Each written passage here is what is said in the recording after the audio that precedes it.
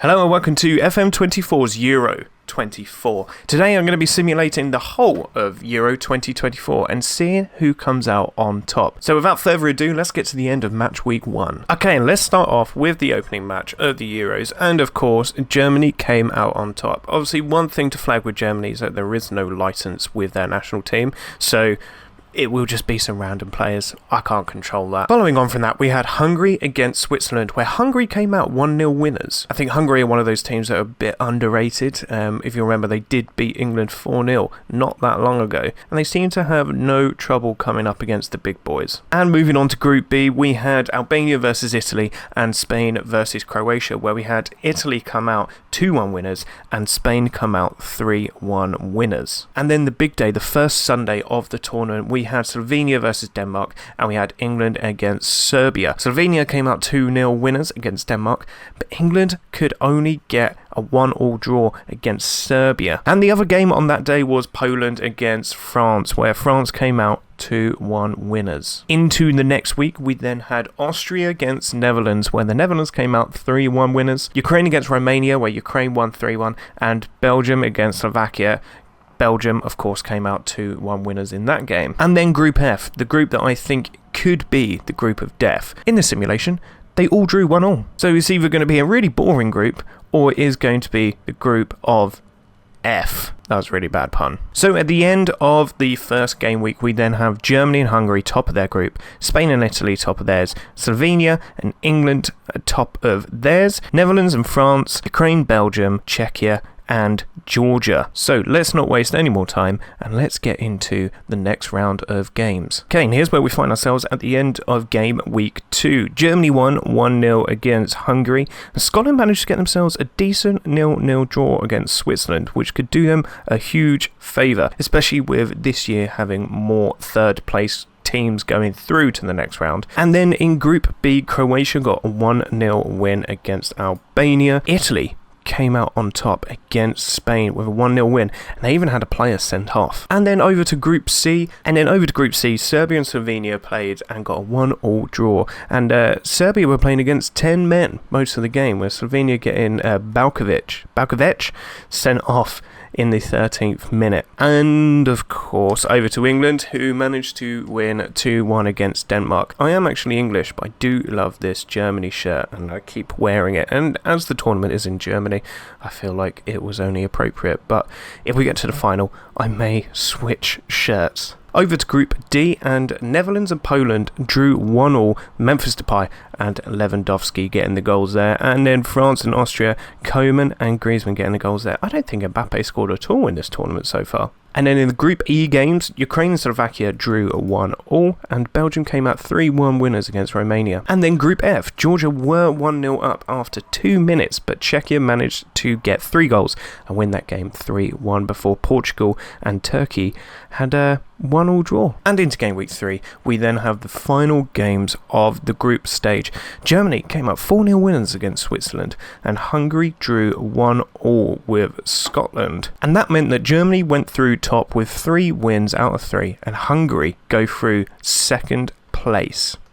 But it wasn't enough for Scotland to go through as one of the best third place teams. In Group B, Spain beat Albania 2-1 and Italy beat Croatia 2-0, meaning that Italy, Spain and Croatia all went through from their group, with Italy top, Spain second and Croatia third. Group C and D, we had England beat Slovenia 3-1 and Serbia and Denmark drew 2-2, which meant that England went through on top with 7 points, Slovenia went through with 4 and Serbia went through with 3, with Denmark surprisingly finishing bottom of the group, although arguably their team is getting quite old now, so it's not really a surprise that they're starting to drop off. And in Group D, Austria beat Poland 1-0, and surprisingly, the Netherlands beat France 2-1, Mbappe getting his first goal of the tournament, which actually meant the Netherlands finished on top and France went through in second, with Austria and Poland not able to get through in the end. In Group E, Romania lost to Slovakia 1-0, and Belgium beat Ukraine 1-0, which meant Belgium went through on top with 3 wins out of 3, Ukraine in second and Slovakia in third place. And in the group of F, Czechia lost 2-0 to Turkey and Portugal came out 2-1 winners against Georgia, meaning that Turkey actually finished top of their group with 5 points.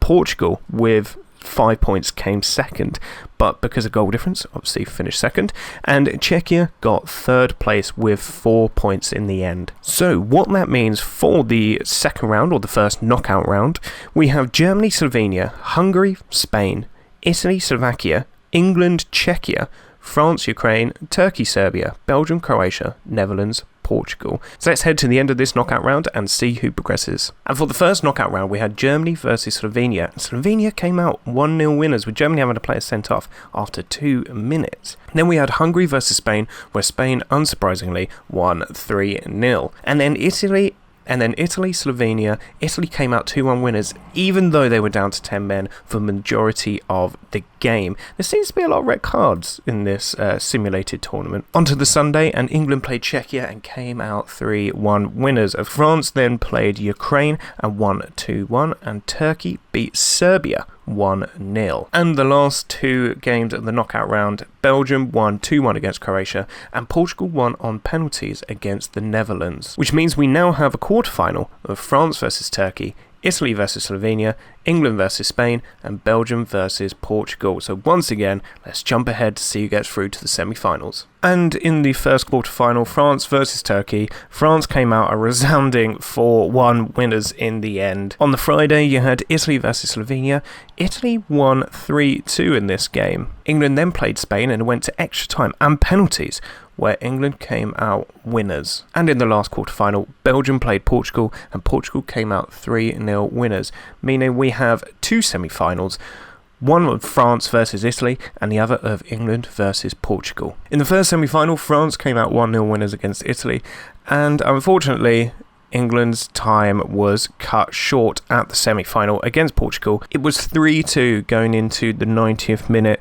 England managed to pull it back to 3-0, but then they managed to score 1 minute later to make it 4-3 to Portugal. Not happy about that. So that leaves us with a final of France versus Portugal. So let me know down below who you think is going to win this final. So here we are at the final, and of course France have won, meaning that France are now the holders of the Euros. And let's have a look at some of the player stats from this tournament. Louis Openda is the top scorer, with Ferran Torres and Vlahovic following in behind. Interesting that neither Mbappe or Cristiano Ronaldo are up there. You would have thought they'd be up and around there. Jude Bellingham, however, has come in with 4 goals. He is joint second. At least there is one Englishman topping the charts somewhere. We have Harry Kane with the most assists for this tournament. There were 4 players with 2 Player of the Match awards: Theo Hernandez, Karim Aktoglu, I'm not even going to try and pretend that I know how to pronounce that, Marco Asensio,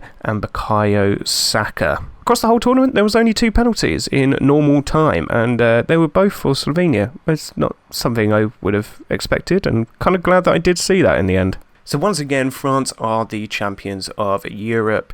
Let me know what you think down below, whether you think that France will win the Euros this year, or do you think it'll be another team? I kind of have an opinion on who I think will win it, but I might save that for another time. If you have enjoyed this video, remember to comment, like and subscribe as ever, and if not, why not go and check some of our other saves. We're doing a really cool save in the J League at the moment, starting in the lower leagues, we're working our way up. We are currently in J3, so head on over to the channel and watch that series. But for now, thank you again for watching, and I'll see you again soon.